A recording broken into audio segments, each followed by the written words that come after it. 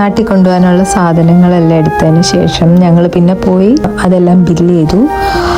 അതിനുശേഷം പിന്നെ ഞങ്ങൾക്ക് എല്ലാവർക്കും വിശക്കുന്നുണ്ടായിരുന്നു. സോ ചെറുതായിട്ട് ഒരു പിസ്സയോ അങ്ങനെ സംതിങ് ലൈക്ക് ദാറ്റ് കഴിക്കാമെന്ന് ഓർത്തിട്ട് ഞങ്ങൾ പിന്നെ ഓർഡർ ചെയ്ത് പിസ്സ കഴിച്ചു.